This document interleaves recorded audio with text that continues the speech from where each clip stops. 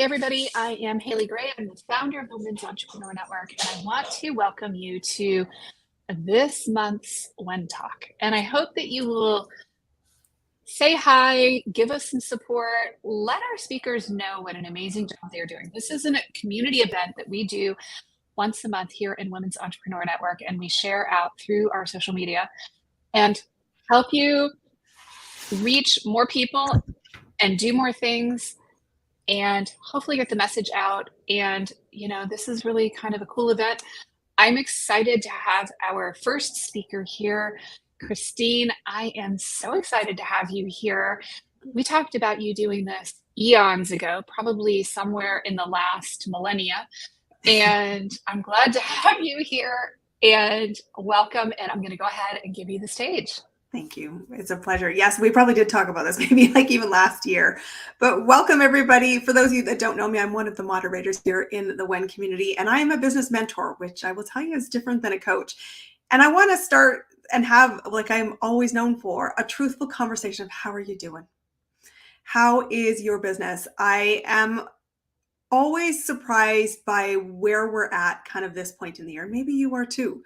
I always tell my clients Q2 is the most dangerous quarter of the year. And we've come out of Q2 and we're now in the back half of the year. Q2 is so dangerous because if you do not have the momentum in your business, then likely you had a thought. It's summertime, it's slow, I can take my foot off the gas, and you have done that.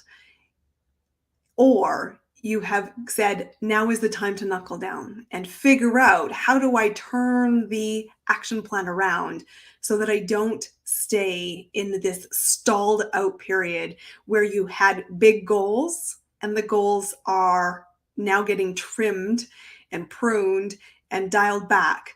Because if you had the first thought, you know what, I hope you've had some great summertime, but set some expectations that you will not hit the ground running in September unless you had already planned new client onboarding before the summertime started. Summertime is a really great opportunity to reconnect. And if you're not where you want to be, I want to say totally just a hug to you. It's okay. It is okay to start again, start over, start as often as you can, but you need to understand what creates business. And that's what I want to talk about today because it's what I do with my clients. It's what I offer in terms of resources, and it's how I can support you here in the WEN community. Business is elegantly simple. It is not effortless. And when someone says to me, I'm not hitting my goals, I don't have the revenue or profit that I had hoped for, or it feels like I'm freaking exhausted all the time doing all the things, but I'm not where I want to be, it's because you have one of these three reasons. And so I want you to just sit in this. Maybe you're sitting in the patio, maybe you're sitting in your backyard, maybe you're sitting under an umbrella, or like me here in my office, ready to go for a walk later this afternoon. There's three reasons you don't have the business you want. And awareness is the first responsibility of leadership as a business owner to taking corrective action. And every day counts. Number one is if you say, I just don't know how to do this. And it's okay not to know how to grow business, but it's a solvable problem and I invite you to solve it. And I will show you how. Number two is if you think you know how to do this, and you are executing consistently at whatever speed consistency looks like in your business. Sometimes for me in my first business, I started at 1 hour a day and I was just committed to that 1 hour and it built consistently on a slow burn. Now, of course, I'm ramping at a much higher rate and that's okay, but I picked my speed and I said, this is the commitment I can manage in the capacity of all the other things I do. Serve my clients. I have family. I'm going to be traveling for weeks. My business will stay consistent even through all of that dynamic elements that happen in real life. But if you say, I know how and I'm doing it, and you are not where you want to be, then here is a kind piece of love. Wake up. Doing more of the same will not change the back half of the year. Something has to shift. And if you cannot see what needs to shift, it's because you have blind spots, as we all do. And having a mentor, a thinking partner, somebody to honestly say, take the shininess off of what's really happening behind the scenes will be imperative to getting you going. The third reason you might not have the business that you want is that you say, I know what to do. And truthfully, I just don't do it. And that is more common than we actively talk about. And probably there's a lot of people that would apply to. And I say, it's no problem if you want this to be a hobby. But if you are waiting for motivation to rain from the sky the way pollen does, then you need to know that to be a successful business owner, you must be your own engine. That does not mean that you need to be your only fuel source. But if you're waiting for somebody else to invite you to the party, here's your invitation. Welcome to the party. Now move and decide what to focus on. And so there are only 3 reasons you don't have the business you want. Where are you? And get honest with that. Because I said awareness is the first piece of acceleration to taking a course correction. And you can start over as often as you need, but recognize your own BS storyline and say, truthfully, am I prepared to stay in the field, or I'm going to exit the field? And recognize that I have a great hobby and I love it, but it is not getting the effort, love, and support to be a viable business that supports my lifestyle. And lifestyle is a big part of this. I often tell clients, I work with service-based entrepreneurs, and I said, I don't want to grow your revenue line simply by burning you at both ends of the lighting stick. I want you to have the lifestyle you want. And so one big question to ask yourself is, what is your capacity for the back half of the year? How many clients can you serve? What's the average revenue per client? And how many hours are you then going to spend on growing the business, not just delivering the business? Because here's the roadmap you need to grow any business on the planet. It doesn't matter whether you're a solopreneur or running $1 million business, which has multiple people fueling that engine. Business is built on 2 key criteria. And these 2 criteria take time, typically 90 days or more, to grow, to go from curiosity to paid client. 90 plus days, which is why Q2 is so dangerous, because if you stopped, put your foot off the gas, you've got 1 foot on the gas, 1 foot on the brake, you're in neutral. Right now in summer, you're not going to have client growth in September. You might have it in October, but very likely that crescendo could be November, December. But if you start to wobble in October, you're going to go, maybe 2024 will be your year. Don't do it. This is an avoidable pattern. You can break it by starting your awareness today. But 2 things predict your revenue, and 2 things have to be aware of first and foremost. Number 1 is, how many people are you meeting who could have need of your service or can introduce you to somebody who has need of your service? And remember that that piece of the puzzle, you simply are not meeting enough people, is true for 99% of us. And I will tell you, just to check that, it's not like you ever stop building your network, ever. Because if you think about where you are, maybe a solopreneur with inconsistent income right now, this is your number 1 priority. It is also the number 1 priority of people who have multi-million dollar businesses. And how do you know that? If you just need to check, stop beating yourself up about this. Right now, if you're aware in the personal development space, or you're a fan of Tony Robbins or Dean Graziosi, who I've been in their ecosystem a long time, they too are always looking for audience members. That's why they run free challenges during the summer. That's why you'll see free events here in the community. Why? So we can connect, serve, and meet new people. And so this has to be your number 1 priority, because the first driver of revenue is going to be your network of people and potential buyers. There's a difference here, but we're going to talk about that in a sec. Second key element of this is, how many offers are you making? And I just want to talk about that for a second, because if you're not making offers, you will not see revenue. And here is what an offer looks like. Somebody said, I'm investing in getting that result. How do you do it? And what does it look like to work with you? The response for you as the business owner is, it looks like the following. To achieve this result over this time frame, working with me in this container is X dollars. And we start next week. Are you in? So many people think that they've made offers when they in fact haven't. Posting about your programs and services says, if you want my stuff, come find me, is not an offer. Saying to somebody really not direct isn't an offer. Having a sales page isn't an offer. The invitation to work is a conversation, and it must have a next step, which is take the credit card, make the payment, start booking the meetings, start the onboarding process. More of you need to be aware that you're not making offers. You're alluding to services and you're alluding to offers, but that's not enough. And so 2 things predict your revenue. Got it? That's the way the business works. And you need to always have that. Put Post-it notes around your workspace and challenge yourself to measure, monitor, and report and get aware. Are you dialed in the things that will actually move the needle? Because chances are the reason you had that cliff of no client growth and you took the summer off is simply because you didn't stay in the movement that created that. And so here's what the movement looks like. There's 3 things I do with clients as a business mentor. My end result is that you know how to grow a business. You can make quick decisions to create repeatable client growth. So I'm not talking about getting one client. I'm talking about creating an engine that will get you consistent clients over time because you know what to focus on. Business is elegantly simple. My goal as a business mentor who spent more than 25 years in the world of business, helping more than 400 clients create a combined revenue of more than $1 billion, is to be the person who says, you don't know yet what to ask. I do.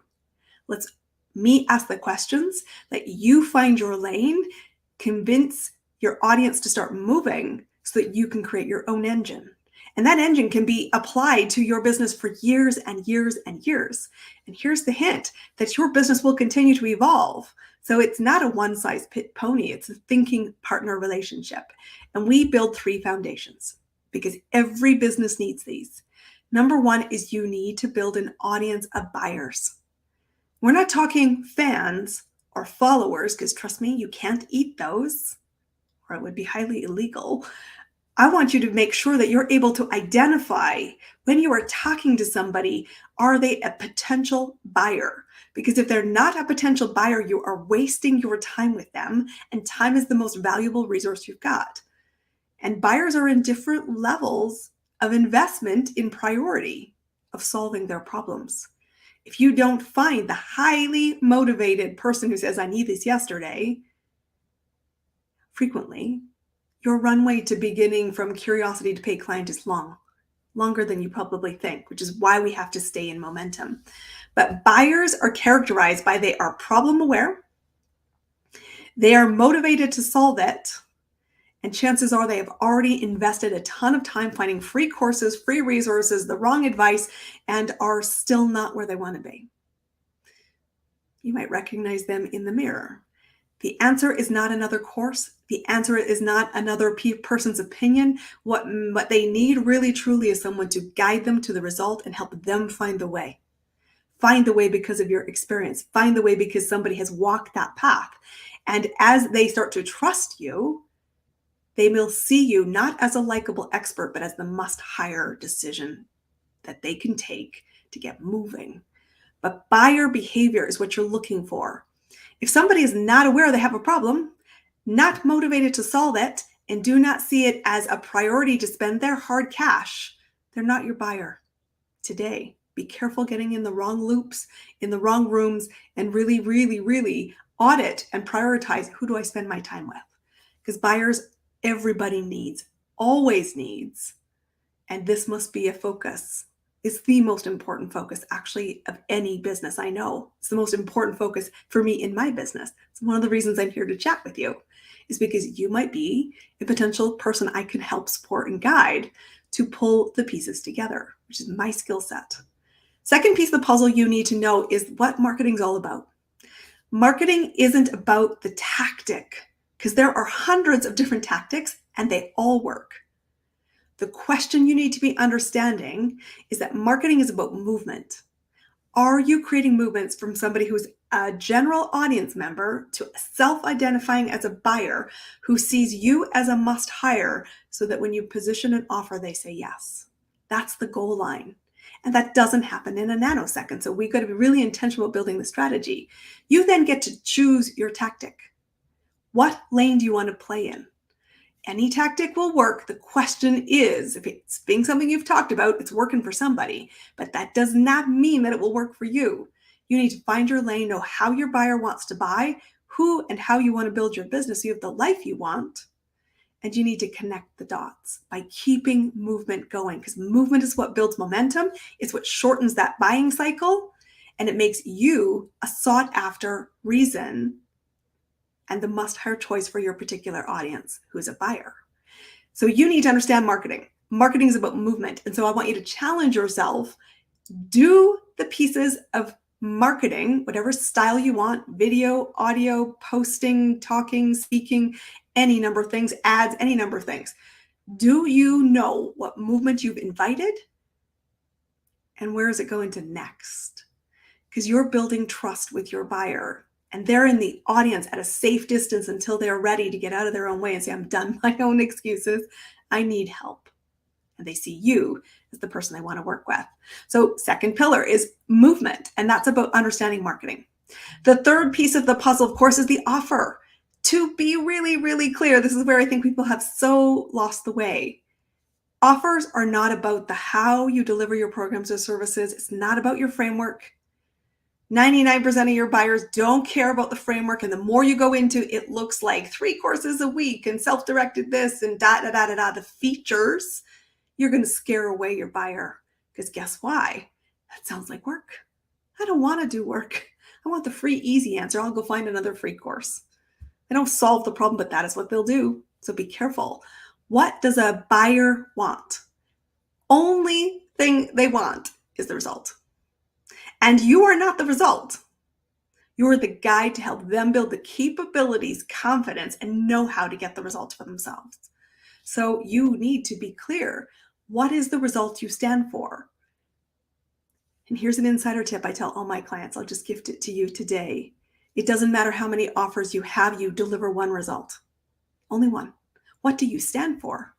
I stand for client conversions. I stand for you repeatedly finding clients that are profitable. And I do it through a lot of different offers. But those offers all still stand for the same thing. What they stand for is the end goal, which somebody will pay for when they're done trying to find clients and not seeing success. What differs in the offers is how they get there. You can have brainstorming sessions only with me. You can have somebody who can guide you over a period of 6 months to build a single pillar of foundation, be that the audience piece, the marketing piece, or really crafting your offers.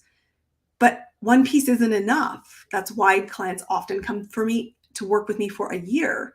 Why? Because we're building multiple foundations. We need to pull the through line of what do you stand for? How are you being consistent? How are you building trust? How do we keep the movement going so that we always see high client conversion rates so that you can take time out of your business, but the engine still runs. And you know why you're excited? Because the right people are coming to you and you're not hunting anymore. You're a magnet. You're the must-hire magnet for people who are seeking your expertise because you are able to help guide them to a result. So getting the result is key. And really being clear that if the result is not valued, you don't have a buyer exchange. You don't get the money.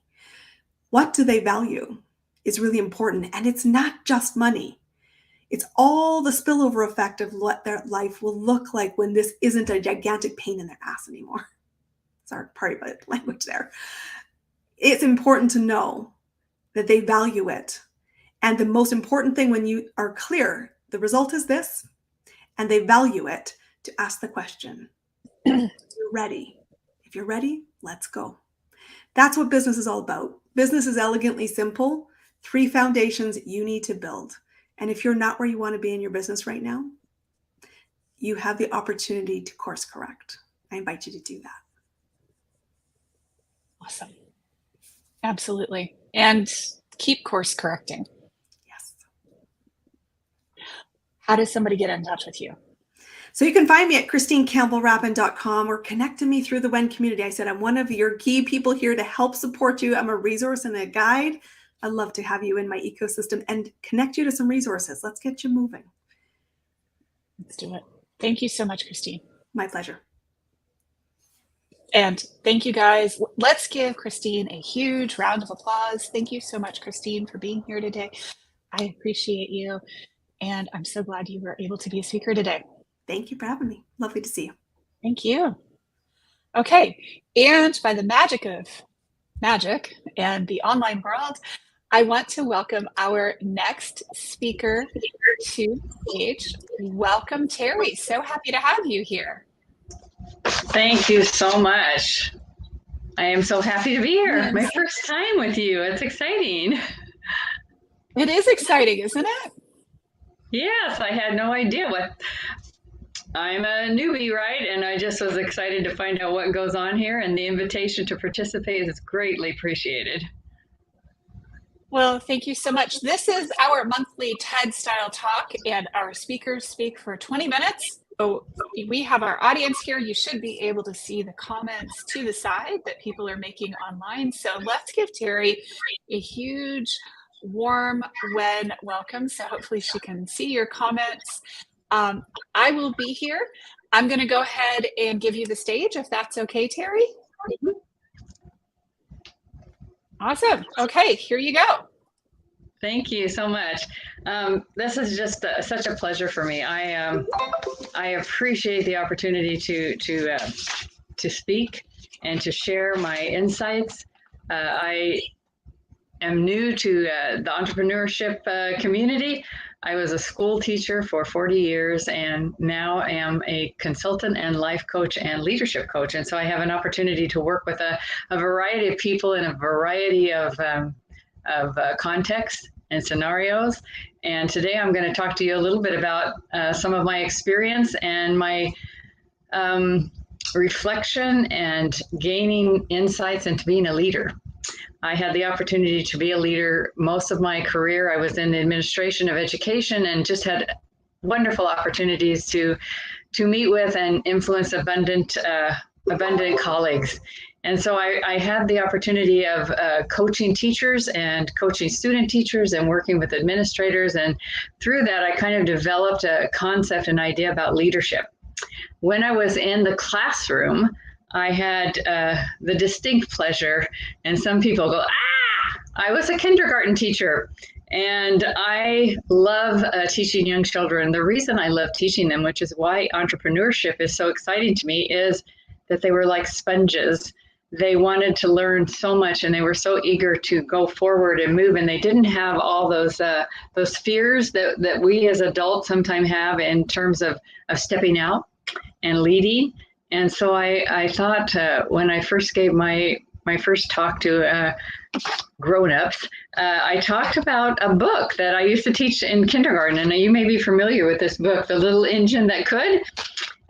If you recall the story, that was a quick synopsis. There was a train that broke down and the children couldn't get to the other side of the mountain and take all the things that they had. And a myriad of trains came by that weren't willing to help. And then finally this little engine came.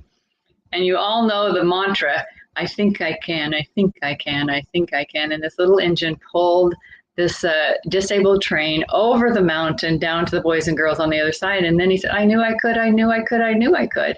And I think that relates to our relationships in our businesses. And as we're entrepreneurs and building a business to serve others, that we think we can. And once we take those steps, we know we can, and we go forward and we move. Just like the last speaker was talking about momentum and movement, that little train knew they could move, and they did. And what was interesting about that story that I kind of want to take into my 3 opportunities for us to develop leadership is that, you know what, it's never too late, and we all break down. And we can do anything when we're willing to ask for help. So those are kind of 3 things that I've learned. I'm 78 years old. I began my business when I was in my late 60s. I recently ran for city council at 74, and right now at 78, I'm the mayor of my city. So that's kind of a testament to these 3 principles I'm going to share with you today about how to become a leader and how to be able to understand that it's never too late in your life to step out. It's never too late to recognize that, yep, you're going to break down sometimes, and never too late to be willing to ask for help. So that's kind of, I want to build that foundation about me as a person and my mindset moving forward to be an influencer. If we want to have success, we want to be significant. And that means we're going to bring significance to the lives of others, those that we serve. And I just got to hear the last few minutes of the previous speaker, and I loved what she said about results, and that, we are the guide to help people to get results. And so in my business, I want people to be successful and to build significance and to face their fear and move forward anyway. That's what we can do if we are willing to move forward and we're willing to ask for help. So I want to share with you 3 C's, the letter C, that I believe are super important when you want to be a leader. And that's a leader in your own life, a leader in the lives of those you love, and a leader in the life of those you serve, so that indeed your success comes from being a significant guide to others in their life. So first of all, I want to talk about courage. I think courage is important when we're making choices. It's always, every choice we make, every choice point that comes to us in our life requires courage. Courage to step out, courage to get out of our comfort zone, courage to take risks, courage to move forward. And so I think that courage is a willingness to change, the willingness to look forward. All of us, a funny thing that I heard Tyler Perry say at one time is that change is like heaven. Everyone wants to get there, but nobody wants to die. And so it's just, changing the way that we move forward, being aware of what's stopping us, what's keeping us from stepping out of our comfort zone is fear. So the courage to face fear, to face that and to do it anyway. And you hear that from many, many coaches. I believe that if we just take fear's hand and we walk down the path together, that we don't want to eliminate fear. Fear can be our friend. I mean, fear lets us know when we're in danger physically and emotionally. Fear doesn't know the difference between emotional and physical fear. And so oftentimes it's smarter than we are. It knows more about us than we know about ourselves because it's been with us for a very long time. And when you think about neurological research, they used to think that fear resided in one part of our brain and that that's where it was. Now in the latest research, they know that fear is in every part of our brain.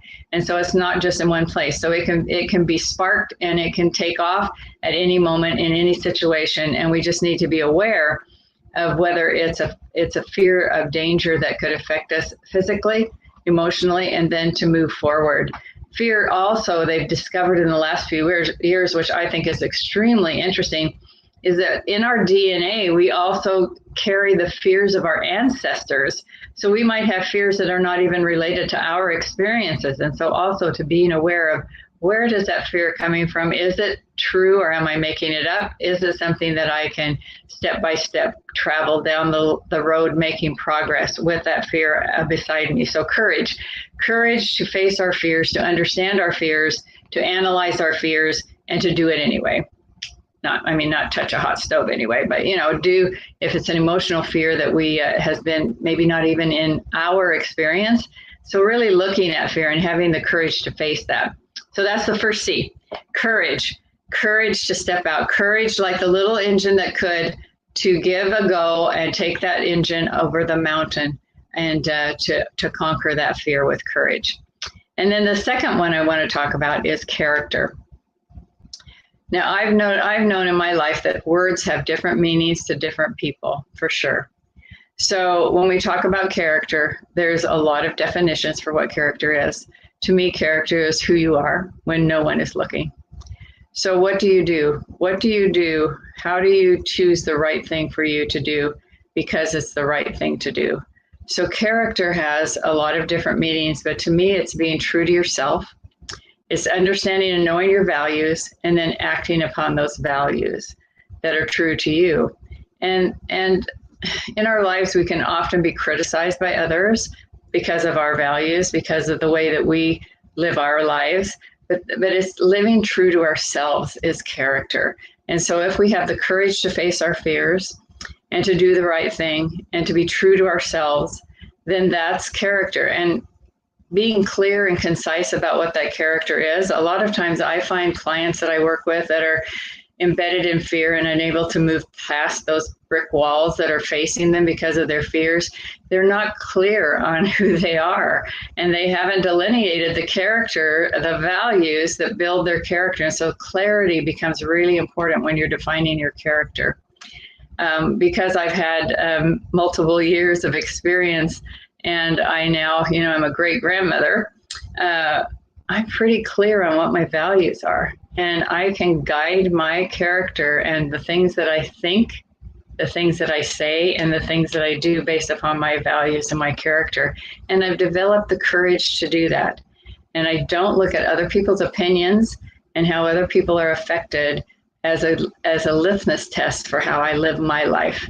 And so as an entrepreneur and a business owner, you'll attract the people that are attracted to the character that you exhibit, to the values that you live by. And so having the courage to be absolutely true to yourself affects the clients that you are able to help find significance in their life and make those changes that will help them to be successful and to be courageous in their own lives and in their own decision making. And then collaboration. You know how the little engine asked for help and worked with others? Collaboration is so important. We cannot be fearless alone, and we cannot be successful alone. So it's important that we surround ourselves with people that we can collaborate with. Doesn't mean that they have the same ideas and values that we have, or that they think the way we think, because if you've studied, I can't think of his first name, it just went on, it came in and went out again, Ms. Wiggins, who studied change and studied collaboration and the nature of change. I know in my world of education, Grant Wiggins was one of the premier researchers on how to affect positive change and to collaborate. And he says groupthink, where everybody thinks the same and has the same values and the same goals and way of solving problems, is dangerous. In fact, there will be no growth in your business when everyone thinks the same. So it's that brilliance of bringing together people with different ways of processing, different ways of making decisions, different ways and urgency of making decisions, all those things that you figure out through the DISC and the Myers-Briggs, those ways that you bring groups together so that they can be successful and significant in instituting change in their own lives as well as a corporation or a business.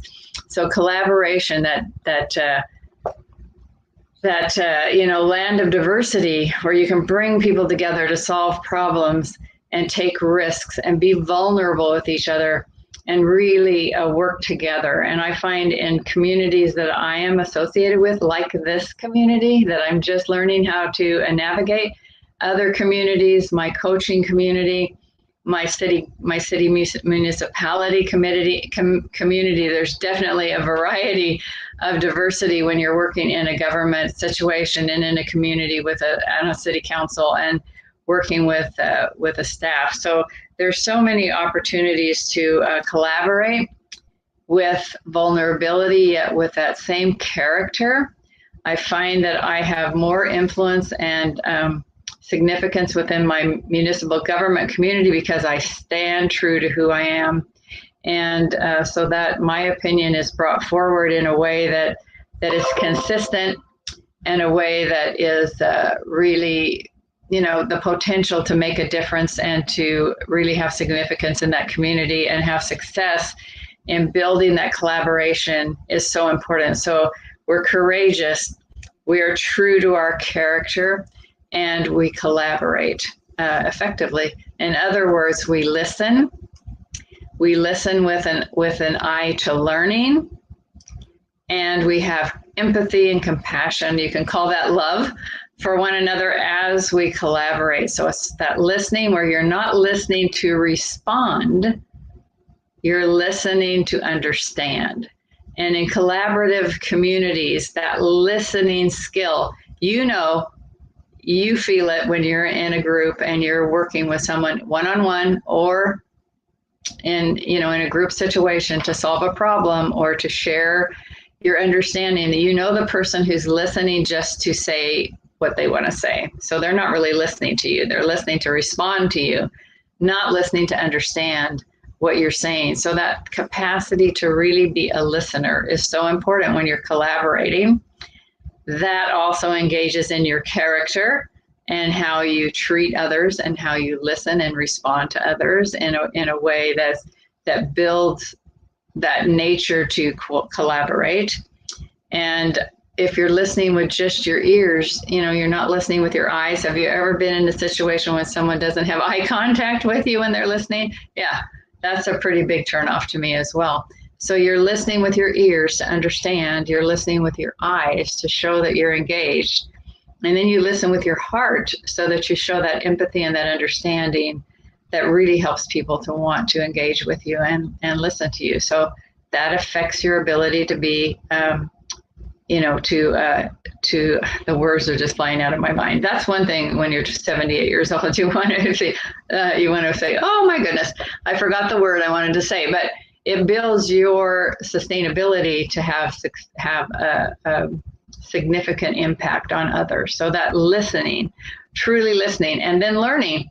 Are you open? Are you vulnerable? Are you open-hearted to learn from others as you listen? Or are you just going to stay in your, this is the way it's got to be. I'm not gonna be flexible. I'm not going to learn. I'm just going to expound my opinion. Now that's probably going to not build effectiveness in your ability to collaborate with others. So that having that courage to be vulnerable, to be open, and then having that character to stay true to your values, and then being willing to collaborate with others. And that means to learn from others. And as you're problem solving or as you're coaching and as you're working together and guiding, I love the way that the previous speaker talked about a guide, guiding others to the results that they want. It's that willingness to listen, learn, and love others, or have compassion for others, or be kind to others, whatever word you want to use. The word I use is love. So that's the first three C's of leadership. And going forward from that, and I know that I'm on a time frame, so I want to be sure that I get all four of them in before, or three of them in there. The last one after collaborate is the courage, the character, the collaborate, then that all comes together in the big C of choice. So you can choose to be courageous when you're afraid. You can choose the character you need to be clear on the choice of your character, how you're going to respond, how you're going to portray your values in a situation. And you choose to collaborate, and you choose that with vulnerability and with compassion or empathy. And you choose to seize every opportunity, and I know seize starts with an S, but it sounds like a C word. You're going to seize every possibility, because leadership is a choice.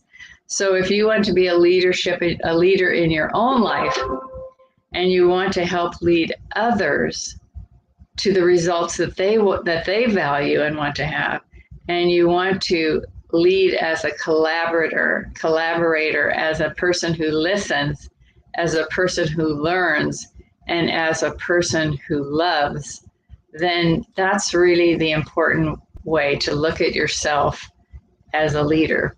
So you can choose to lead. And for me, that's, I tell my friends, and when I'm speaking in groups and when I'm coaching, I tell people, I think I chose to lead when I was in the third grade. I formed a little club, and I wanted to be the president of the club because I wanted to lead my friends to fun and to excitement, as a third grader might think. And so that club, my first step as a leader was the Chattering Chipmunks. And so we were the Chattering Chipmunks, and that was my first foray into leadership. In January, I became the mayor of my city, and that was an opportunity for me for a lifetime of looking for opportunities to be courageous, to collaborate, to develop my character. I made the choice to continue being a leader. And I don't know what's next for me, but I just love this opportunity to share with you the concept of the little engine who thought she could, and just took out the courage and the character and the collaboration, and made the choice to help others, that she became significant in the lives of hundreds of children as they read the book, The Little Engine That Could. So thank you so much for letting me have this opportunity to share with you some of my thoughts around leadership. So remember, courage, character, collaboration, and a choice to be a leader. So thank you. Thank you, Haley, for giving me this opportunity. Thank you so much, Terry, for doing this presentation today. How would somebody go about getting in touch with you if they wanted to reach you?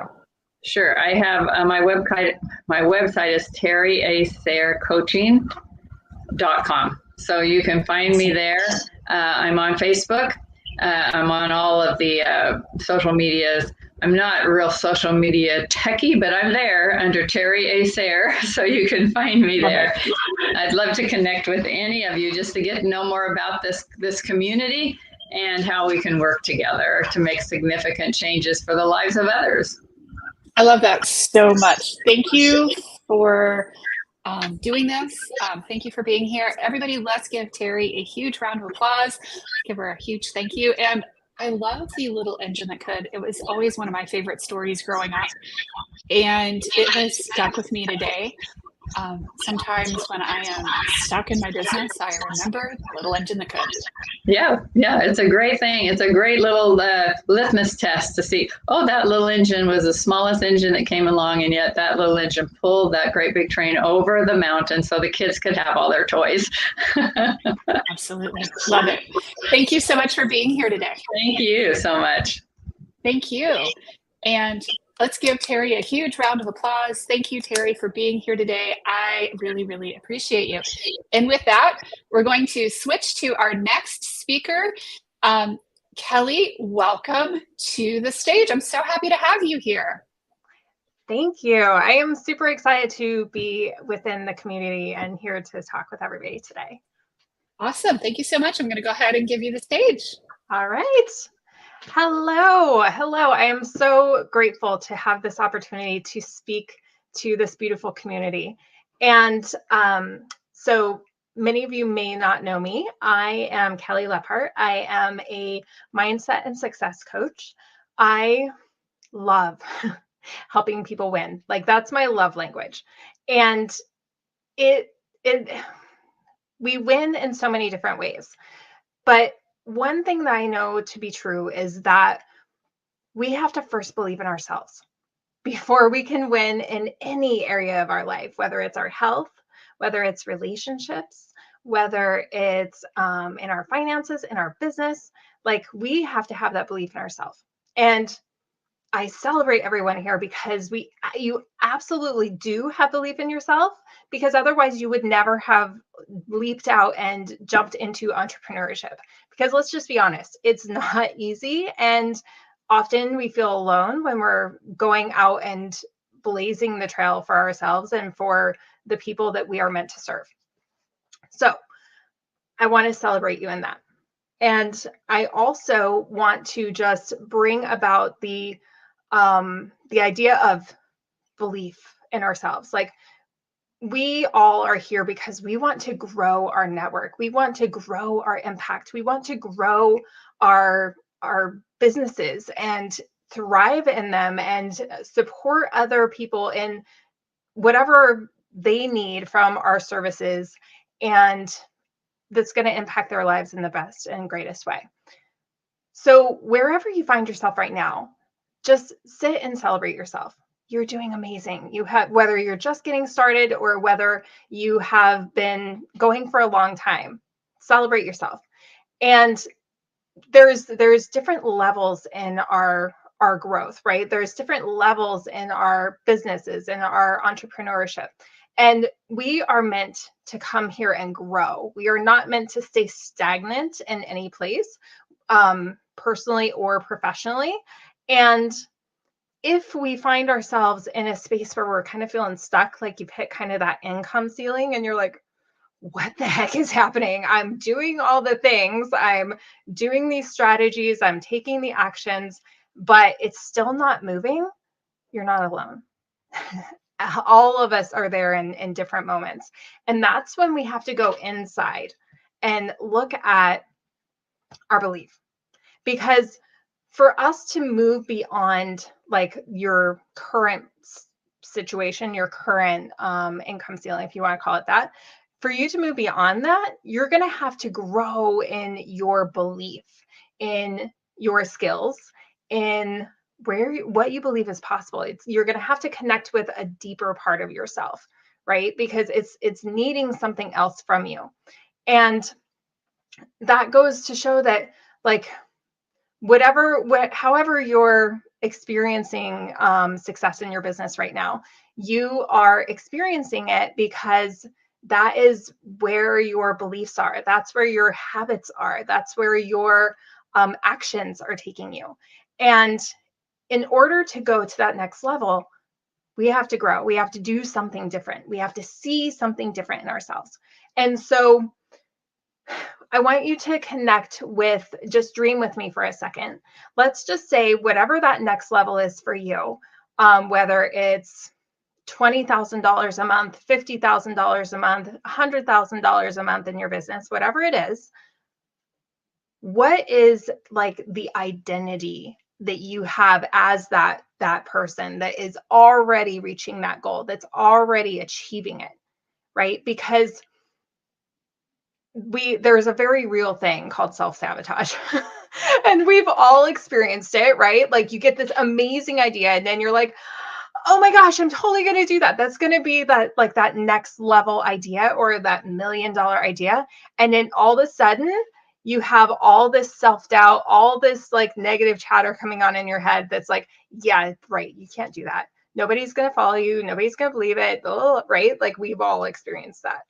So in order for us to move beyond that self-sabotage and that negative self-chatter, you need to connect with like, okay, who is this beautiful, amazing, powerful woman that is going like that's transforming the world, and like whatever your network is in that space, like what is she doing? How is she showing up? How is she living life? How is she feeling? How is she connecting with herself in the world?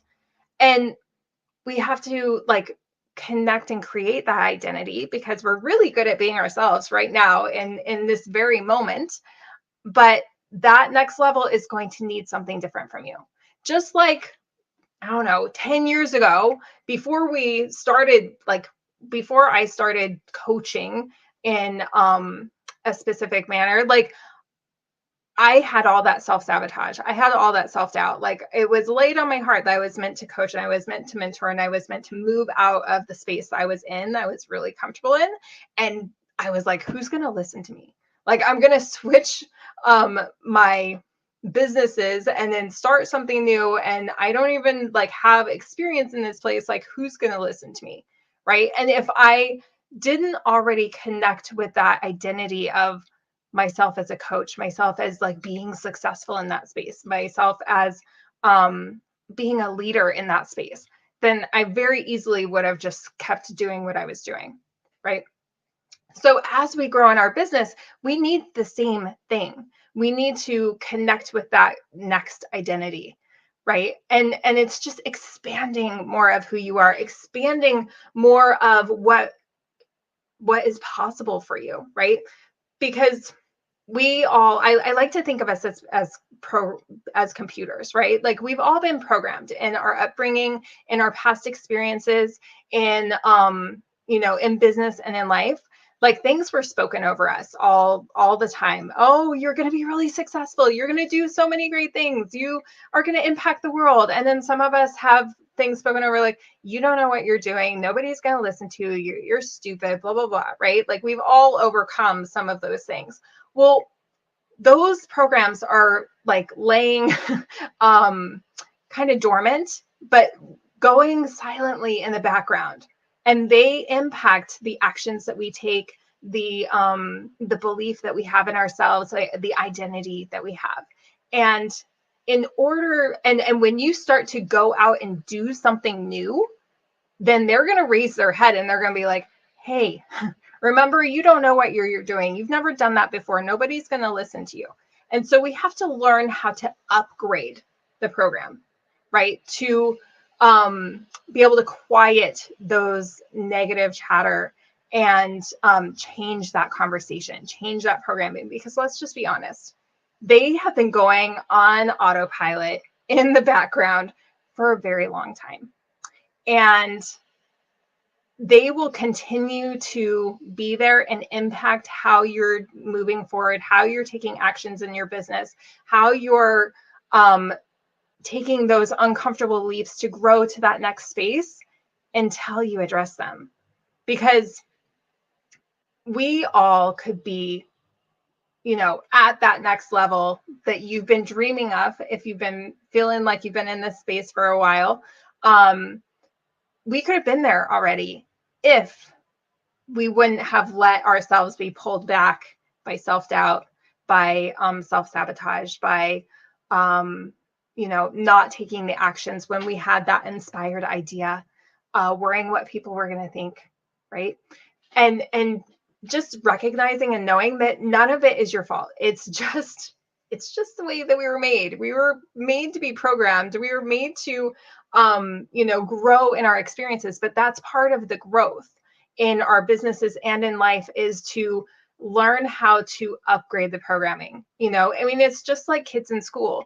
We go and we learn our ABCs, and then we start learning how to put those letters together. And then we start like building and getting larger and larger words. And same with math, you know, you start learning your letters and then or numbers, and then you start adding and subtracting. And then it just continues to expand in the depth of what it is that you're learning and growing in. It's the same for us. So we have to have that continual growth. And it's not always about the strategies. Like mindset, I like to say it, like success is 95% mindset, 5% strategy. Many people may disagree with me on that, but they will recognize and agree that mindset is essential. And so in order to move to that next level, you have to go within, right? Because these strategies that we're doing, they absolutely work, but they can work exponentially better if you have like the success mindset, the success beliefs about yourself and what's possible and where you're going and the impact that you're going to have. If those are imprinted and those are the automatic program that's running in the background for you, right? Because otherwise we're going to leap forward and then we're going to fall back. We can all take actions, and like, you know, maybe you have a increase in your income one month and you're like, yes, it's happening, it's going amazing, right? Like maybe you went from $10,000 a month to like $30,000 a month. You're like, yes, I'm on a roll. And then you flatline for a few months, right? Like it's almost as if we have a thermostat on our what's possible, right? And you went beyond your setting in your thermostat. It's like someone opened the door and the heat came in, and so you raised yourself up to that $30,000 a month, and then the thermostat's like, no, we're programmed for $10,000 a month. That's what we are used to. And so it regulates and then it tunes back down, and you have a couple really slow months, and at the end of the year you're earning the same amount, right? Because you didn't raise the belief. You didn't change the identity of who you were in that success, in your business, in your relationships, in your health, in your life, right? So we have to address those pieces in addition to the action, right? But these beliefs and this identity will impact the actions that you take or that you don't take, and how effective you are in taking them. So it's essential, right? So many people, like there's lots of people that do phenomenally well, but they're unconscious about how they just automatically regulate this. And then they are not able to, they're like, oh, I just do this and this and this. And then, you know, other people are trying to follow. maybe we have people like that and we're like, wow, how are they skyrocketing like that? Like, what the heck is going on?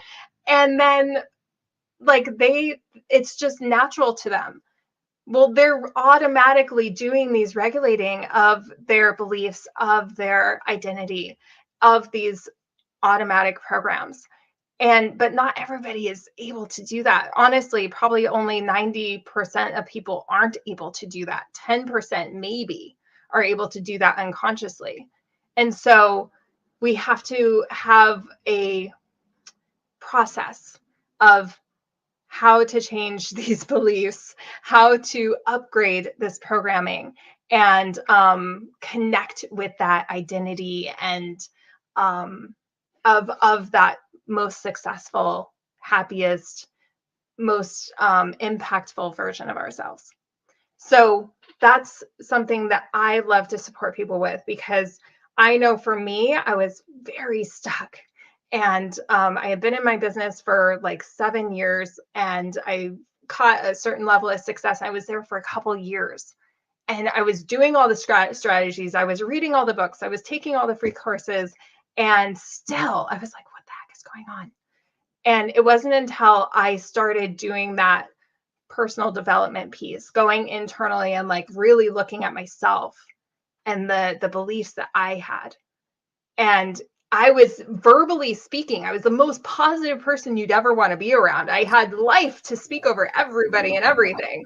But it was me that was not speaking life over me. And I had that self-sabotage going on in my mind. And so when I flipped that around, it was smooth sailing, and like, just the growth continued to shift and climb. And so that's what I want to help everybody to experience and tap into. And it doesn't have to be hard, but it is a process, and it does help when you have support and you're not trying to figure it out yourself. So just go out, celebrate yourself for where you are, where you're going, and allow yourself to really get clear on what the beliefs are that you currently have and who that version of yourself is that is at that next level for you. Like, who is she? And then we can start breaking down the pieces and putting them all together so that you can start growing and moving forward in that space very effortlessly. I love that so much. Thank you. Okay, y'all, let's give Kelly a huge round of applause for being here. Thank you, Kelly. I have definitely seen the phenomenon that you're talking about. You get it up and you're like killing it. And then it just like, it's really fascinating how that happens, right? Our capacity is a fascinating thing. Until you shift some things and do some things, you're going to be stuck there. How would somebody go about getting in touch with you?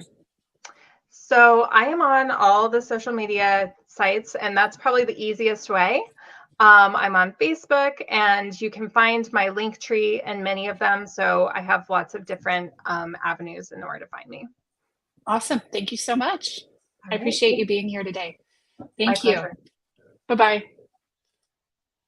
And with that, I'm going to welcome my friend and colleague and mentor, Mike Gregga. I am so happy to have you here today. Thank you, Haley. I appreciate you having me. Yeah, this is going to be an interesting talk given all of the other conversations we've been having so far today, because I think that workflows and operations directly impact everything else in your business and your capacity to make money. That's totally true.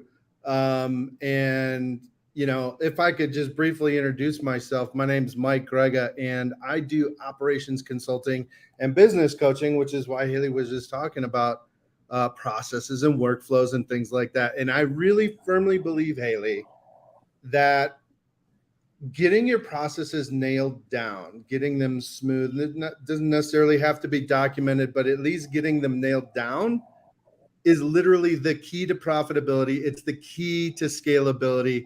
It is the key to having really joy in your business. And what I want to talk about today is perfectionism. If if that sounds good to you, Haley. Let's do it. You've got the stage. Awesome. Thank you. So, as I said, my name is Mike Gregga.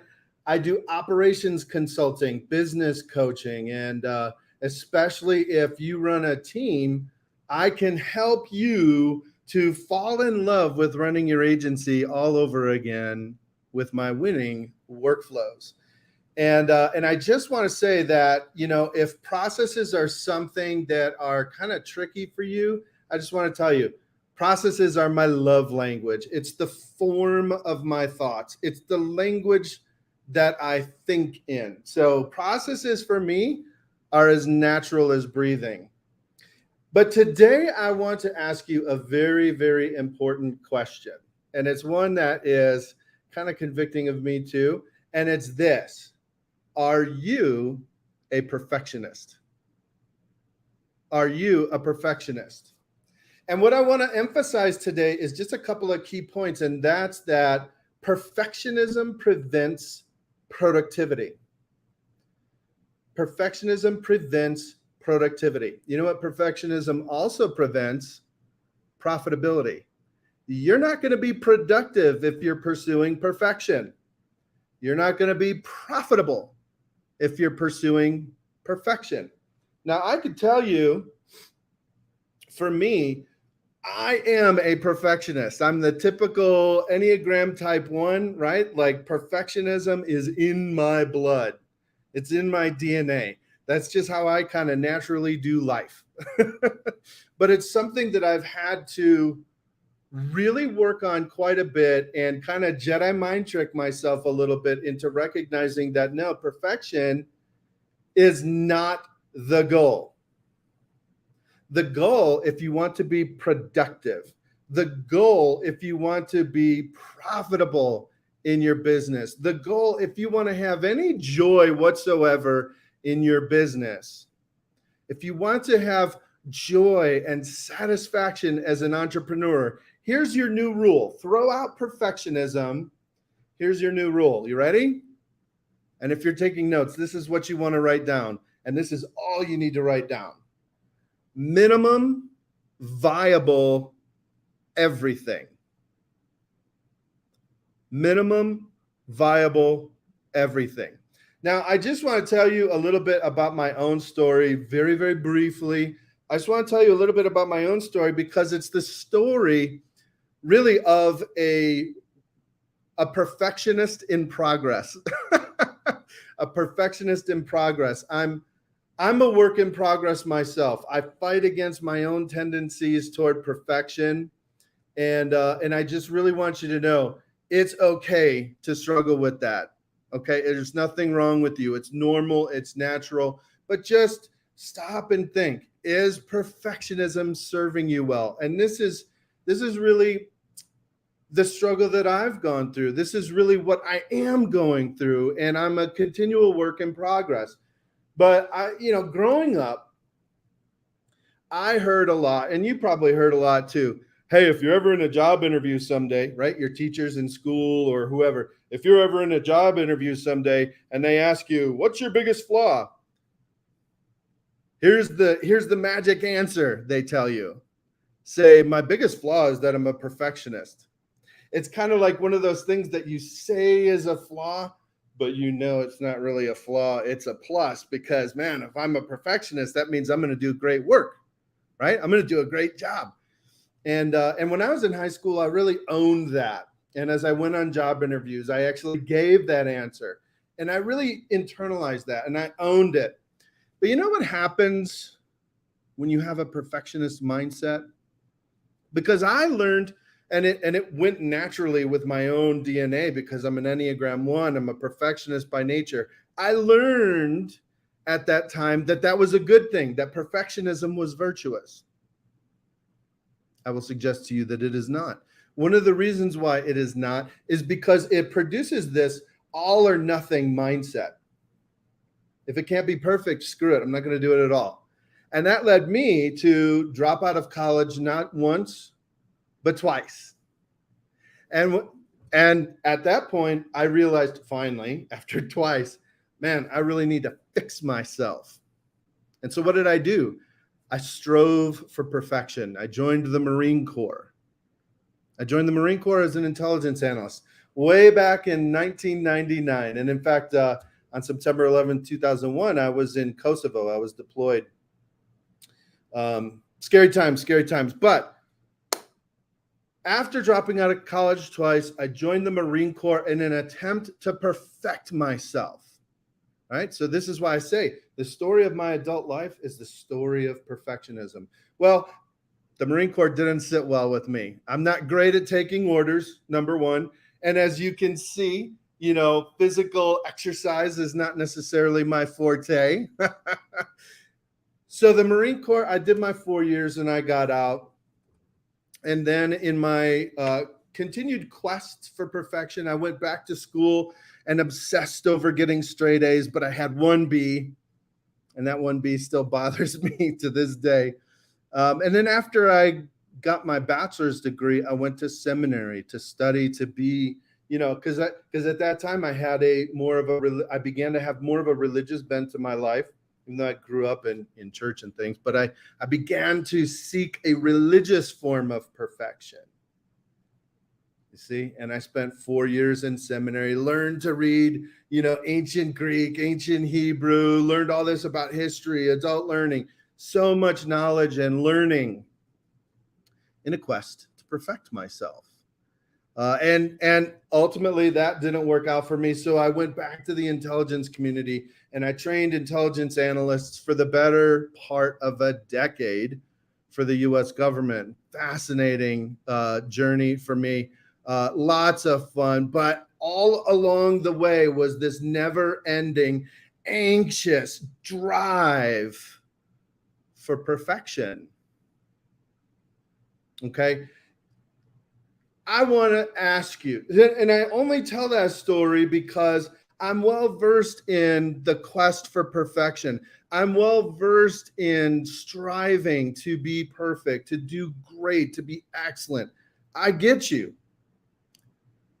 But I want to ask you this question, and this is one that I've had to learn to ask myself. Is perfection even possible?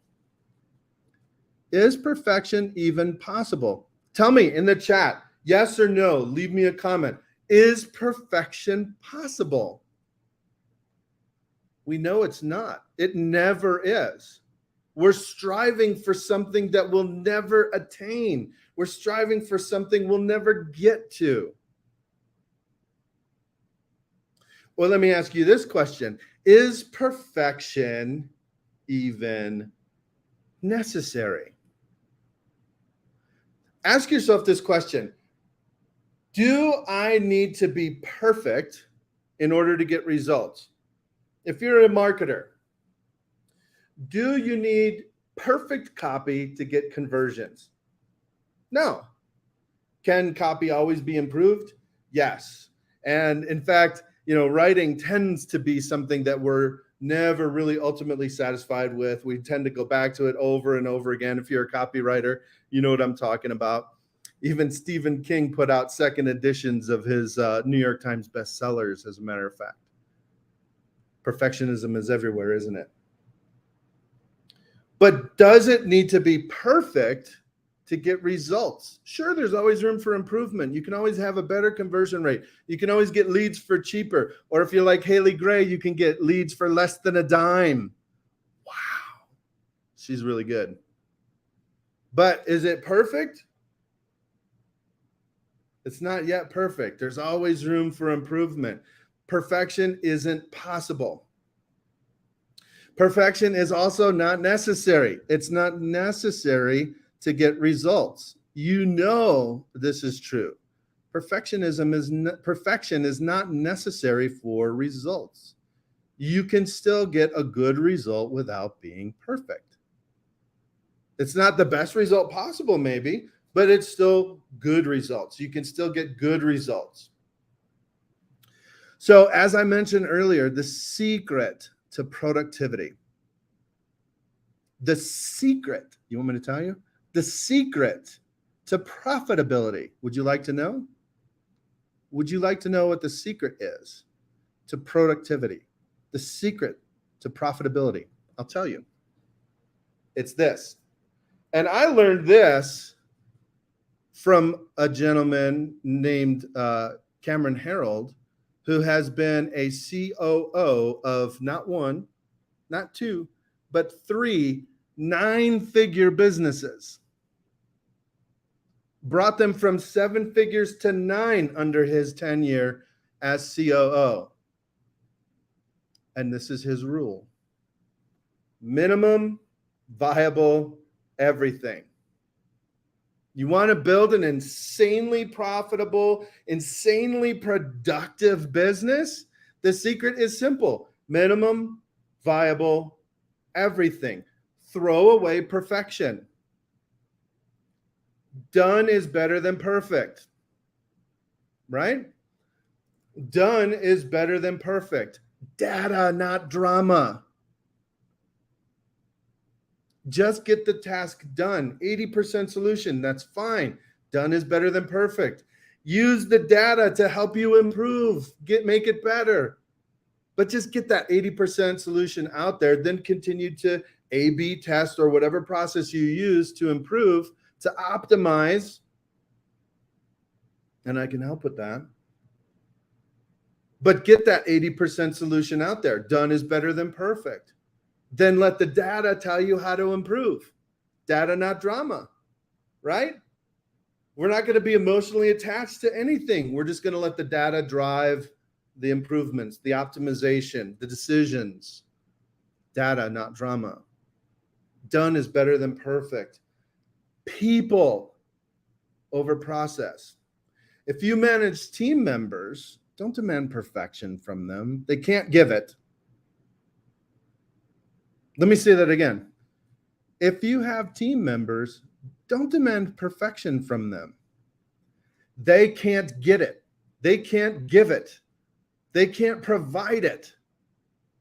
Your team members, just like you, are also not perfect. So accommodate your weaknesses, accommodate their weaknesses, accept imperfection. Done is better than perfect. People over process. Results over perfection, right? Results over perfection. My friends, perfection is pointless. It's an unattainable goal, so it's terrible. It doesn't, if you talk to any productivity expert about what constitutes a good goal, they'll probably tell you something about SMART goals, but they'll tell you that the goal has to be realistic. It has to be something that you can attain. Perfection is not a goal you can attain to. Okay? Perfection is not possible. It's not necessary. Done is better than perfect. People over process. Perfectionism is pointless. Don't let yourself get sucked into the trap of perfectionism. It leads to an all or nothing mindset. It leads to a fragile, anxious kind of frantic energy. Scarcity, not abundance. Frantic, anxious instead of relaxed, calm, joyful. That's what we want to strive for in our business. We want to strive for calm, peace, joy, happiness, right? Fall in love with running your business again. One of the biggest steps you can take in that direction is to renounce forever perfectionism and to embrace imperfection, to embrace the maxim, done is better than perfect, to embrace minimum viable everything. And listen, if you object to that and you said, oh, you're just talking about cutting corners. I'm not just talking about cutting corners. I believe in excellence. I don't believe in perfection. High standards, but not impossible standards. I believe in having compassion on your team members, accommodating them, accommodating their weaknesses, and having compassion having compassion on yourself, accommodating your own imperfections and weaknesses. So I believe in high standards. I believe in giving your clients excellent service to get them the best possible results. But I don't believe in perfection. And why? Because you don't need perfection to get there. You can provide the best possible service to get your clients the best possible results without being perfect. You can. You're never going to get there on the first draft, right? But you will continue to optimize and improve and grow and be stronger and get better. So that brings us to the end of our little discussion on perfectionism. Remember, minimum viable everything. Perfection isn't possible. Perfection isn't necessary. And if you want to reach me, because I know, Haley, you're about to ask me, if you want to reach me, you can reach me on Facebook. Okay, Mike Gregga. All right, you can reach me on Facebook. Now, I'll warn you, there are a couple of other people named Mike Gregga on Facebook, so just look for this imperfect mug here in my profile picture. And I will tell you also that you can reach out to me to get my free, absolutely free delegation checklist to help you go through a checklist when delegating that will save you so many issues and problems and hassles as you go through the process of delegating tasks to your team members.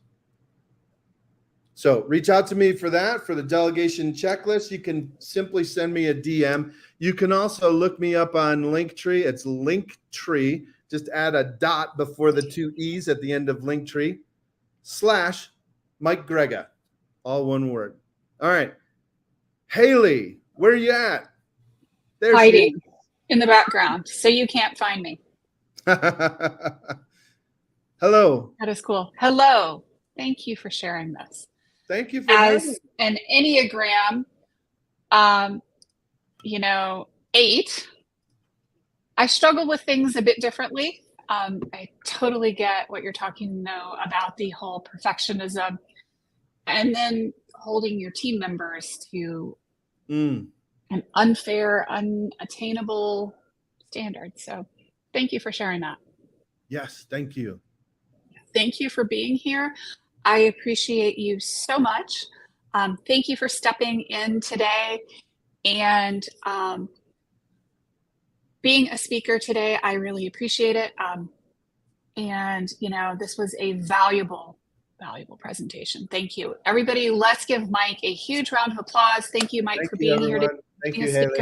It's part of our WEN Talk, and you've already told us how to get in touch with you. So thank you. And I'm going to let you go now and let you disappear. And by the magic of technology, I'm going to switch to our next amazing speaker, Monica Stevenson. Welcome to have you here. Thank you so much, Haley. And thank you for that compliment. Amazing. I appreciate it. I am so grateful that you have invited me, and I am excited this afternoon to speak briefly. I am so glad to have you here. I'm going to go ahead and give you the stage if that's okay. Oh, that's fine. Thank you. Hey, everyone. I am Monica Stevenson of the Sole Purpose of the Carolinas. And I was in a workshop not too long ago. And I want to start off with this. And I hope you all just take a minute to process it and answer it. No matter how seemingly small, how is your life better? So it's a very, for me, a powerful question, because sometimes we get so caught up in our everyday frenetic lives and we forget to take time to just breathe. So I want to come in today and talk a little bit about trauma, especially as it relates to sometimes implementing our businesses, getting our businesses started. Sometimes it's those things that prevent us from moving forward. I am a mental health specialist for the past 30 years and a school psychologist for the past 25. So in my journey in this field, I have seen a lot of trauma, especially with children, and it's certainly post-pandemic. So we always start, we just want to relax because hopefully none of this is triggering, but hopefully it'll be enlightening to you to remind yourselves to kind of, on your healing journey, remember to give yourself some grace. So we take deep breaths anytime you want to. Hold that thing for 3 or 4 seconds and just let it out. So what is trauma? Trauma is a psychological or physical experience or event that can impact our safety, our trust, and our threat response. We'll feel triggered, like we want to immediately emote and get upset about something. And more importantly, it disrupts the connection with ourselves and others. And in businesses, so many of the other previous speakers spoke about being courageous, making sure you're dedicating time and your mindset. Those certainly can impact our businesses. So for this talk, I'm going to just talk about 3 types of trauma very briefly. The one type of trauma is acute, and that would be one event, one significant event, like when my mom passed. That was so traumatic for me. That was an acute event for me. However, I still have prolonged sorrow that I have to deal with. Then there's the chronic trauma event. That is, not only is it prolonged, but it's repeated. So something that's occurring over and over again, like, for example, domestic violence. And then we have the complex trauma, which of course is, there are multiple layers of trauma. For example, some of the students that I work with, not only do they have housing insecurities, they may be in an abusive relationship with one of their boyfriends or girlfriends, or an abusive relationship with their parents also. So we have a lot of that. So that's complex. So the characteristics that I see with those students, and then I'm going to shift back, you all will see, that's maltreatment. Some characteristics that we sometimes see is maltreatment, the violence exposure, depriving care environments, as well as adverse situations. But for us who are entrepreneurs, sometimes it's the little T's, the little traumas, those little voices in the back of our heads that give us the self-doubt, that we can't seem to move to the next phase. And I like what the first speaker said. She talked about when she first started her business, she dedicated that 1 hour. And that is so awesome because, as you know, when our minds get cluttered with trauma that we have not addressed, then we are not able to move forward. And we call that sometimes the echoes, the symptoms of trauma. That could be a thought, it can be a feeling, it can be something, a smell that can trigger you, a memory, a flashback, a horrible night terror, or a depression, anxiety, and isolation. All of that can interrupt and impact us as we are beginning, or even, because I'm just beginning my, for me, my business, it's just 2 years old, but I do sometimes get the nagging feeling because I want to be a millionaire by now, but I'm just not. And I also want to impact people. I love speaking. I love speaking on trauma. I love speaking on equity and diversity. So some of these things, it's just not coming to fruition yet, but I also know that it is important for me to always address myself and where I am. And with that, we oftentimes have trauma responses. So a trauma response is how we react to something that happened. For example, we can do a flight response, an avoidance behavior. We can do a fight response and get into an aggressive bullying mindset, not an actual fight. But sometimes that behavior will be controlling in our conduct. The gentleman, I didn't hear everything that he was saying, but I know he was talking about perfectionism. And I'm sure that he talked about how perfectionism can stick us. It can stick us to the point where we can't move to the next thing. The flight, the freeze, the OCD, being controlling, that is more of the fight response. So, and also the fawn response. We want to be of a help to other people. And we reduce ourselves and we put away our needs to help someone else. So we need to be very, very careful about how the little T's or some of the echoes impact us as we are navigating our businesses, and how, if they're not going the way we want them to go, how we can continue to move forward despite those little T's and those echoes that we can find ourselves in sometimes. Also, I want to talk about just a little bit some of the behaviors for the fright response.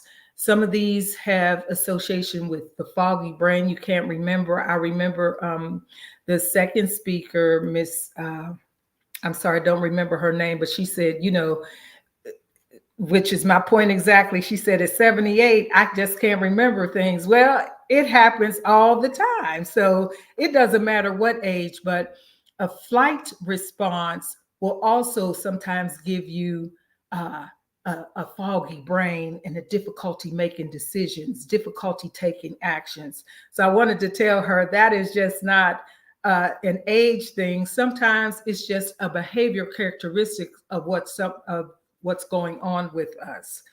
And the fawn response also, sometimes when we want to kind of diminish, especially women, sometimes we will put everyone else's needs before our own. And that fawn response can manifest as being codependent, staying in relationships, but more importantly, the loss of self. And as entrepreneurs, it is so important that we don't lose ourselves, because then we get stuck. So part of, for me, moving forward when we're in those stuck elements of not feeling adequate, people talk a lot about the imposter syndrome, pretending who we are when we really do know what we're talking about. But there's those, again, the echoes that prevent us.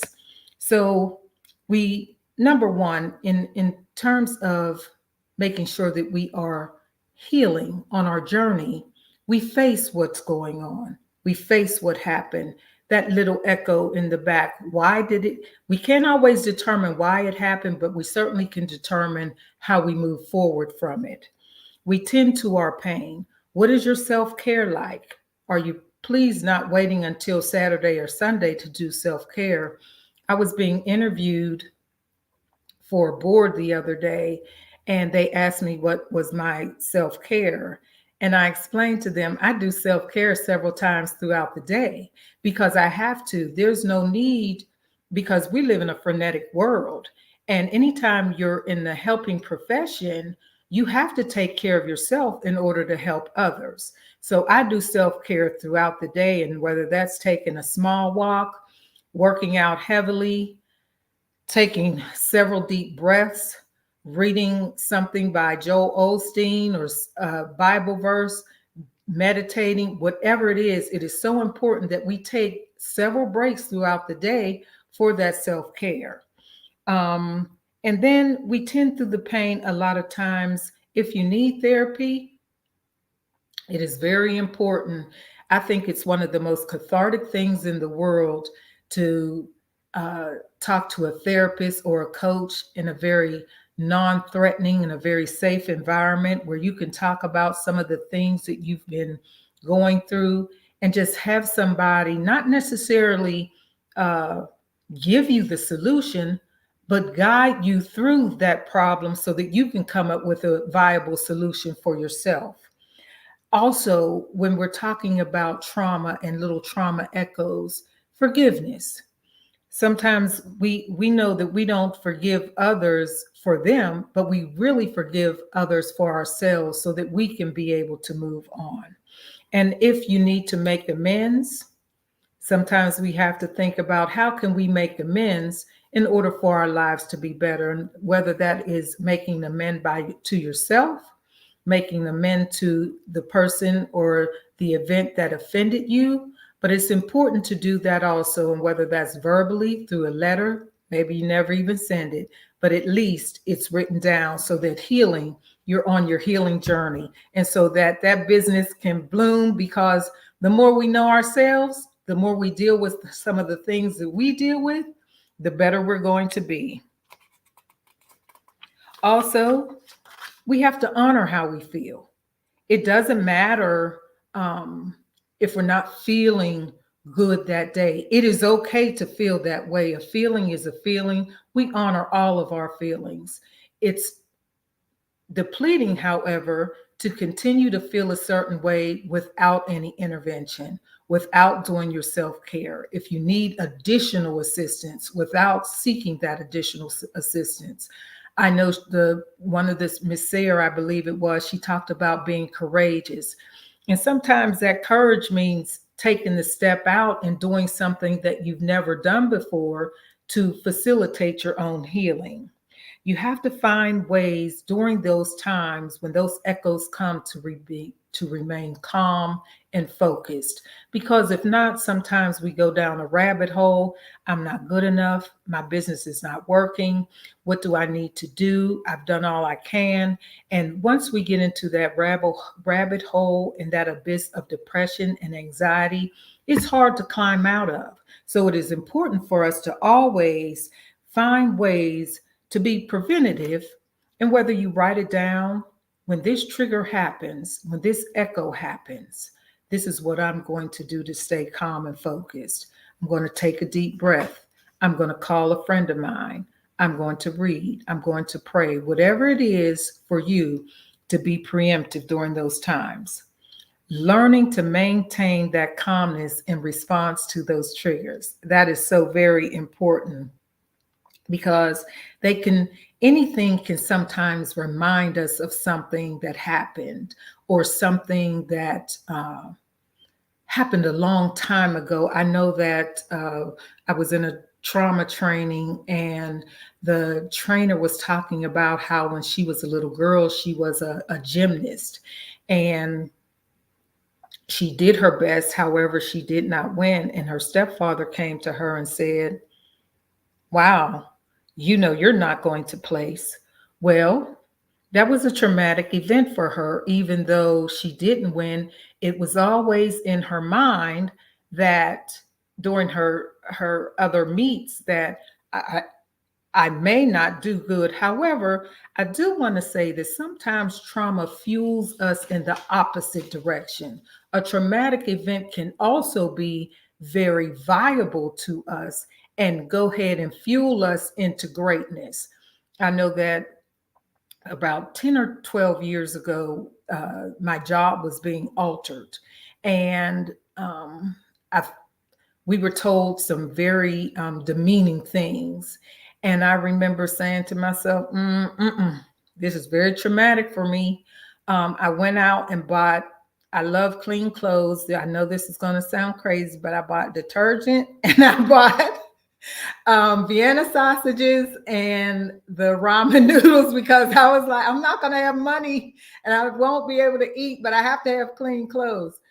And so, but it fueled me. I went back and I got another degree, and this degree helps me with my business. So I don't want anyone to ever think that trauma cannot be turned around and fueled, using that as the energizer to do great things in your life, because it certainly can. We have to find ways to be fully immersed in our businesses. And again, it is so difficult sometimes without the support that we need. Sometimes I find in my business that I don't know always what support meant, but the people that I thought would be very supportive have not always been supportive, I guess, in the way that I thought that they would be. So I am grateful to be able to be here to talk to a community of people, but it's also important to not only to determine who you are, what you need, if the echoes are preventing you from moving forward, who to reach out to, But it's also important that sometimes we have to understand what support means. And as I'm progressing through this, I understand now what I need support in. So that's very important to surround ourselves with supportive people, supportive events, anything that can help us not only in our business, but I just really am a firm believer in order for us to grow just any business, we have to be very conscientious of who we are and especially deal with any past trauma or trauma, current trauma, because it will impact us in terms of our ability to proceed and progress. So I do want to leave you again. Practice, practice, practice, practice those calming moments, be preemptive. If you know that I have a good friend, she has night terrors. So we work around getting, when she wakes up, what is her strategy? So, and that helps me too, because I am very aware of my triggers. And so again, I want to leave you with every day, no matter how seemingly small, how is your life better? And that sometimes will just focus you, because gratitude is the key. In this life, we have to be grateful for the smallest things. I know that I used to never think about this, but every time I pull into that garage, thank you, because I came back the way I left. So I am just honored again to be able to speak this afternoon, and I hope you all have a wonderful day. Awesome. Thank you so much for being a speaker today. Thank you. Thank you. Okay. If somebody wanted to get in touch with you, how would they go about finding you? They can reach me at monica.soulpurpose@gmail.com. I also have a number, 980-206-0582. I am also a coach, because just like several speakers today, that's what I went back to get my other degree and certification in. So I do also do life coaching, but primarily I love to speak again about trauma, about a very diverse topics. So thank you again, Haley. This has been awesome. Thank you. I appreciate you being here today. Yes. Have a great day. Thank you. You Bye. too. Take care. Bye-bye. Goodbye. So I am going to be your last speaker today, and I hope that you'll love this topic because we lost one of our speakers today, and she needs some thoughts and prayers sent out to her for a family situation that is actively going on right now. So y'all get me instead. And what I wanted to talk to you today about is something that I've been playing with online, in the online world, for quite some time. I do marketing strategy, I do social media and ads management and funnel management for my clients. And, one of the things that I have learned is that people come onto social media to be social, not to be sold to.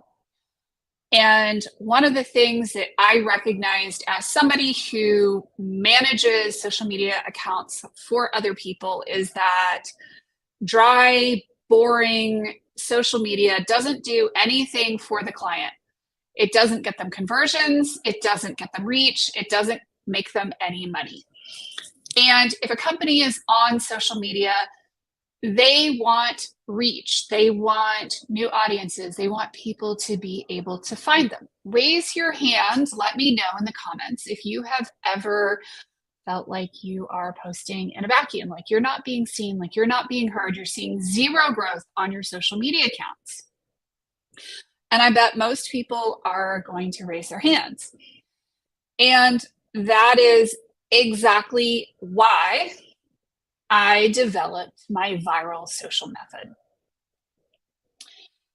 In the last 28 days on Facebook, on my personal profile, I've been doing some things that y'all may or may not have noticed. And this isn't the first time I've done this. This is just the first time I've tried to catch as many numbers as I could.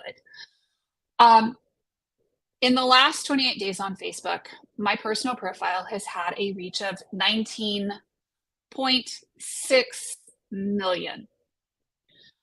We've had almost 2 million engagements, and I can pull up the exact number. 853,521 post engagements. I've gained 6,746 followers, and the numbers go on. So obviously something is going on with my social media account if I've got 19,554,756 people that had seen my profile in the last 28 days. And what I have done is turn that into a replicatable system. It's not always easy to do, but it is replicatable for my clients that I am managing social media for. So what are some key takeaways, some key learnings that I've had from doing this? Well, first of all, people go onto social media to be social, not to be sold to.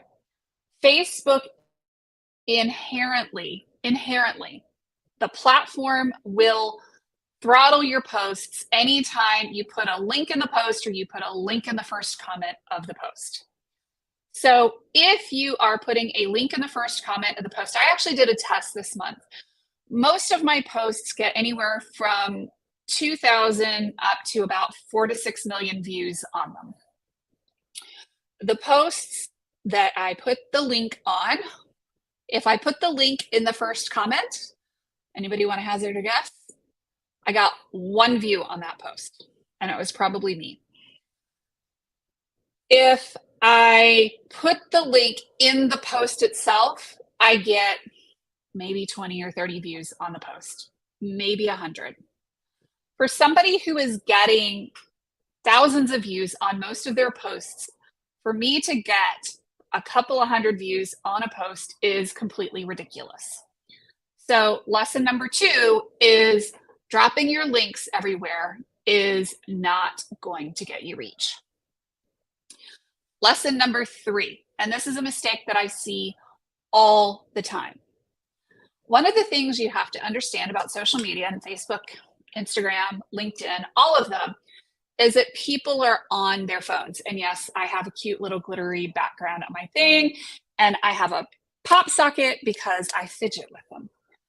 So when I look at one of the biggest mistakes that people are making with their social media posts is that they create these cutesy little graphics.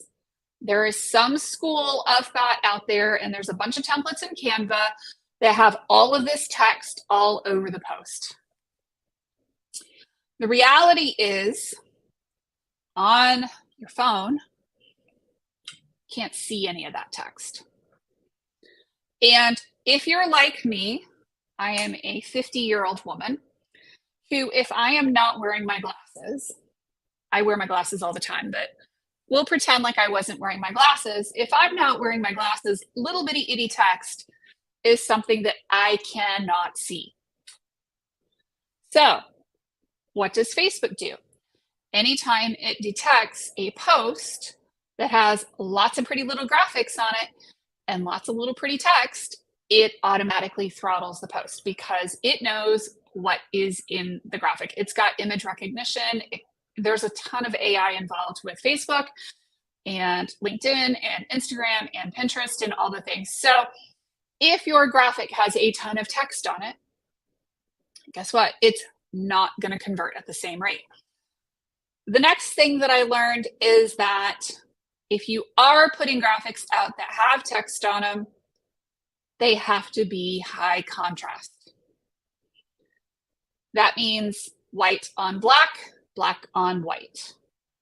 And it doesn't mean I put my phone number, 8675309, on the graphic. It's not necessarily going to convert, right? You want things that people find interesting, amusing, engaging, because people are going onto social media to be social, not to be sold to. So one of the big mistakes I see from social media management companies and business owners is that they do stuff like they put out these really dry quotes. And I look at that stuff and I'm like, guys, this stuff is not going to convert. Why? Because there's nothing to it, right? If I look at it, I'm like, this is the most boring thing ever. Imagine when I post that for my client. Nobody's going to look at it. Nobody's going to see that post. Nobody's going to be interested in it, right? Because there's no engagement with the post. So when you think about, social media, start first with understanding your audience. What do they want to see? How do they want to see it? And you're going, well, Haley, that's great. You got, 19.6 million views in the last 28 days. But what do I do with it? Well, you turn it into sales. You turn it into clients. You start conversations with people. You build an audience, and you build an audience of raving fans. You can communicate amazing amounts of value in 144 characters at a time. Black on white, white on black, high contrast. You can use navy on white, white on navy. It doesn't matter. Dark green. Pick something that is representative of your brand. Do something that's fun and interesting and engaging. Does it all have to be video? No. I'll be honest, in the last month, I haven't felt like doing jack shit on video. You've got me on video today because somebody wasn't able to be here and I had already scheduled this time to be live. Otherwise, I probably wouldn't have been on video. Sorry, y'all, not feeling it. And, I do an emotional check with every single post that I put up on my personal profile or I put on any of my social media. Is there something here that actually shows some kind of emotional connection that you're able to connect to? Because if I'm not connecting with it, damn sure nobody else that's looking with it is going to connect to it. So if you're not connecting to the stuff that you're putting up, or you're just hoping to spray and pray people into oblivion, it's just not going to work. That's not how you get to 19.5, 19.6 million views in a month. You engage with people. You put things up that hit a nerve. You put things up that are funny, they're witty, they're engaging, that you personally maybe find hilarious. Y'all, I have a really off-color sense of humor. If you don't know that about me, just be assured, as you're seeing my F-bomb cards, I did that because it amused the crap out of me, not because I was trying to be perfect little Haley. So do the things that amuse you. Post things that entertain you. Make it part of your story. Make it part of your life. Make it part of your business. If it's your business page, y'all, there are so many things that you can do to make that business page go viral. Reach back to your core story. Go back to your why. Tell your story, tell your reasons for being in business. Because you know what? That's going to help you connect more than anything else. I posted last night about a petition that I was asking people to sign for a particular medication that my daughter has been on and off again, called clozapine, because my daughter has severe psychosis. And at the moment, she's back on it. But I know that the reality is, as soon as she's discharged from the hospital again, because she's been in the hospital 2 months and counting, it's going to be much more difficult for her to get the medication she needs. That is the gold standard for treatment for these types of patients, because not all the pharmacies carry it. Not all the pharmacies are hooked into the required system and reporting and testing and everything else. And a lot of doctors flat out will not prescribe these medications because they're such a pain in the ass to manage. So I was sharing something that was super important to me. I got 150 comments because it was something that was important to me and I asked for help. And I'm sharing my story of my family's journey and my journey as a mom and an entrepreneur through dealing with a child who has severe disabilities. It's not about me. It's about sharing what I'm going through and connecting, right? Yes, it's very deeply, intensely personal to me, but it's not just about Haley and what Haley wants. So when I think about what I'm posting for a client, I look at their account and I say, okay, what does this client stand for? What are their value statements? What is their core story? Okay. One of the things that I've learned is a lot of times, we are not posting enough on accounts. Posting twice a week, y'all, is pointless. Posting daily is barely starting to move the needle. Depending on the platform, you may have to post 3, 5, 8 times a day to get enough posting that you're going to actually get some posts to go viral. Always be building your audience. Always be connecting with people. Reply back on comments whenever you can. And post like you mean it. And look at the results and see what is getting mileage and what is getting traction. If you post something and it gets traction, post more like that. If you post something and it gets nothing, maybe try it a couple more times and see if it works again. And if it doesn't, and you've tried it a few times, well, then try a different style of post or a different piece of content or something else. How do you get to viral, right? The viral social method. Researching your audience, posting a lot, doing more research, measuring your results. What is working, what is not working, and being willing to change it in real time. This didn't work for me today. Great. I'm going to do something different. So it's important to know and be open and have a curious mind in dealing with this. I didn't get to be awesome on social media because I'm necessarily a huge extrovert. Y'all, I am an engineer with an MBA. I love algorithms. I'm not a huge extrovert. I like people just fine, but you're not going to find me typically hanging out in large groups of people, maybe a few times a year, if that, because energetically, I just can't do it. But one of the things I have learned is that for my business, I have to be the face of my business. I have to get out there and I have to do things. One of the easiest ways for me to get out there and go and do things is to make my business hugely visible on social media. So I don't have to go be hugely visible in public. So if you're wondering why you maybe want to go viral, maybe you're trying to build a YouTube channel. That's about hours of views and followers. Maybe you're trying to monetize Facebook. Hours of views, followers. Instagram, hours of views, followers. TikTok, hours of views, followers. These concepts apply universally. So why do you want to go viral? You want to talk about what's going on. You want to grow your business. You want to grow your numbers, and you don't necessarily feel like paying $1 million in ads. Well, this is how you do it. You follow a viral system to make it do it.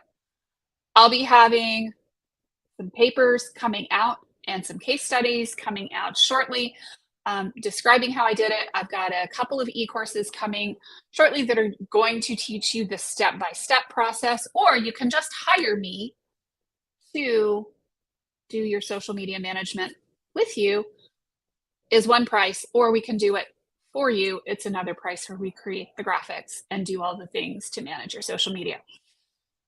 Let's talk soon. I'm Haley Gray. I'm the founder of the Women's Entrepreneur Network, which, by the way, I grew organically, 100% organically, actually 99.9%. I did do a little bit of ads early on in my business, and I haven't done anything in forever because it wasn't working for me the way I was doing it.